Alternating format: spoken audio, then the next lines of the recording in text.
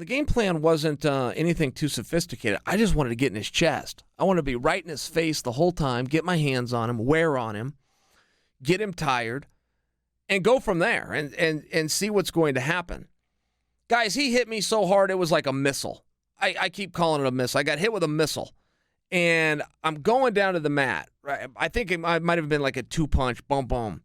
And I'm falling down to the mat, and I'm thinking, yeah, this would be a good time to call it a night, but I'm not going out as the fastest knockout in Bellator history. I remember actually thinking that, and I was out of it. I never really recovered from that moment. But he stepped back. He wanted to go on the feet. So he gave me that, second, 2 seconds to stand back up, which I can tell you in the middle of a firefight is an eternity. I had a coach, Roy Pittman, used to explain this. He used to explain a millisecond to us when we were young kids. And he'd say, you can't lose your focus, not even for half a second. And he'd say, half a second's too long.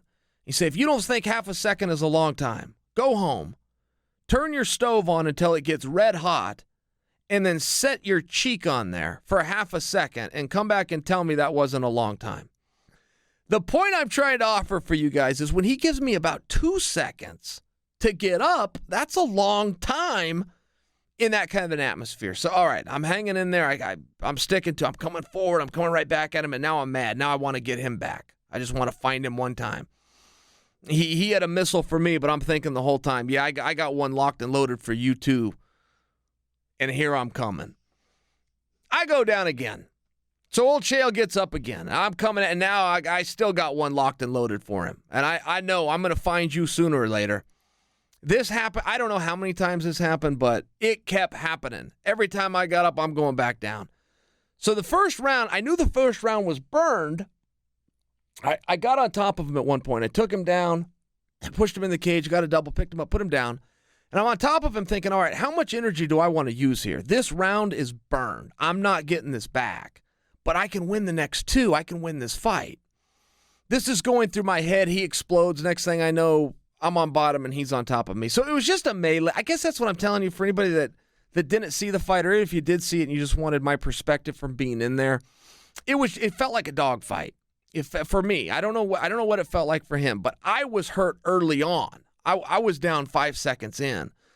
So I'm playing catch up. I'm just trying to survive. I don't know how much time's left. I don't know what round we're in, but I did feel as though a little bit of my philosophy going in was accurate. I did feel as though I was wearing on him. I did feel that he was getting a little bit fatigued, even just from his offense. Tired from coming after me, however you want to say it. And in the final spot of the fight, he was punching me. I was down and he was on top and he was punching me. And I remember thinking in my head, oh, this is a good spot for me.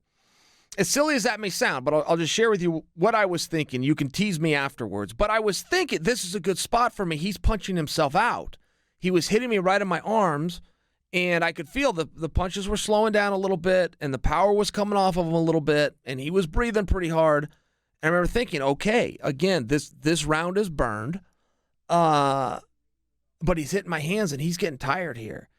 The other side of that is the referee warned me, fair and square. The ref said, Chael, if you don't move, I'm getting you out of here. I just remember thinking, no, you won't. He's punching me in the arms. You're not going to stop this fight. At any rate, miscalculation. Old Chael came in second, and that's really all I have to share for you. I mean, that really was my perspective of the fight, and that's the quick version. But I'll tell you, I'm not very good at recapping my own matches, and I don't rewatch them. When they're done, I don't rewatch them. I don't get overly nervous before a fight. You feel something, you got some anxiety, you got some kind of emotion. But I control that pretty well after these, after all the years, all the experience I've had in there. I control that pretty well. After the fact, for some reason, I cannot rewatch the fight. My palms will start to sweat. That makes me more nervous than anything. Makes my stomach sick. Win or lose, I don't rewatch them. So I gave you my level best recap, and if anybody watch it and goes, well, Chael didn't quite tell that the way it happened, forgive me. That's the way I remember it happening, and I will fully admit to you, a instant revisionist history from my own matches.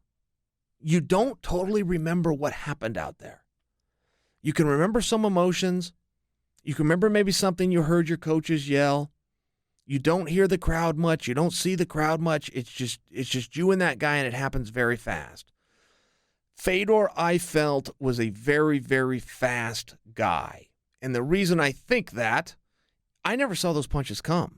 I never saw those missiles come. And I had a couple of problems. One, I think he was probably pretty quick. I think that assessment's fair. When I would watch his fights, I always thought he was fast, but I always questioned, is he fast or is he fast for a heavyweight? And there's a big difference. And I thought that I would have the speed advantage on him. I never saw his punches. I never saw a flinch. I never saw a setup. They were all power shots. There was no jab. There was no measuring the range. There was no seeing where he was at. It was just boom, boom. He was looking for the kill with everything. So it was a little bit of a hard situation in that regard. And the other side of it was he didn't keep his hands where a normal fighter keeps them. He keeps his hands down. His face is exposed.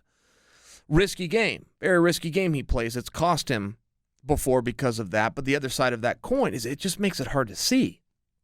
I talked to Mitrione before the fight. Mitrione told me he had that same problem with him. He said, he was really quick, but his hands weren't where they were supposed to be. So it just made it difficult to see, and it gave a good advantage to him in that regard, and he got to me. And that was really it. I got up, I walked out, and I came home, and here I am. So ta-da!